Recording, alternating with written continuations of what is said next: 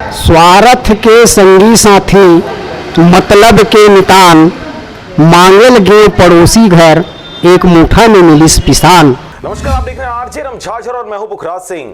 गौ तस्करी करते दो आरोपियों को मस्तूरी पुलिस ने पकड़ा। बिलासपुर जिले के पचपेड़ी में गौ तस्करी के मामले थमने के नाम ही नहीं ले रहे।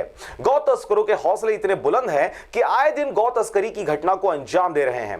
देखिए एक रिपोर्ट। बिलासपुर जिले के पचपेड़ी में गौ तस्करी के मामले थमने के नाम ही नहीं ले रहे। गौ तस्करों के हौसले इतने बुलंद हैं कि आए दिन गौ तस्करी की घटना को अंजाम दे रहे हैं, लेकिन पचपेड़ी पुलिस के सामने इन तस्करों की एक नहीं चल रही। मुखबिर की सूचना पाकर पचपेड़ी पुलिस ने घेराबंदी कर वर्तमान में दो आरोपियों को जरूर पकड़ा है, लेकिन मुख्य आरोपी अब भी मौके से फरार चल रहा है। आपको बता दें कि मानिकपुरी चौकी से 40 नग मवेशियों को ट्रक में भरकर नागपुर भूषण थाने ले जाने की फिराक में थे आरोपी।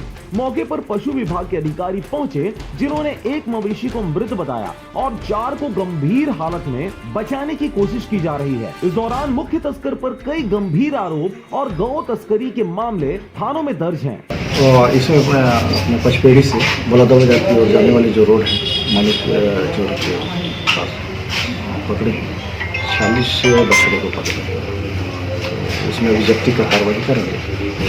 सर, इसमें किसका नाम आ रहा है? इसका मुख्य सरगना सरगना साहब लाल का नाम आ रहा है जी। कहाँ का रहने वाला है? जो बिलासपुर पेंट्री करती है जी जी। तो पिछले बार भी शायद इसका नाम आया था। हाँ, पिछले बार भी आरोपी था ये जी जी। और ये सरगना चलाता है जी, यूपी से लड़कों को लाता है और उनके माध्यम से काम कराता है। हम प्रयास करेंगे कि इसको गिरफ्तार किया। बिलासपुर से रविंद्र टंडन की रिपोर्ट, आरजे रमझाझर।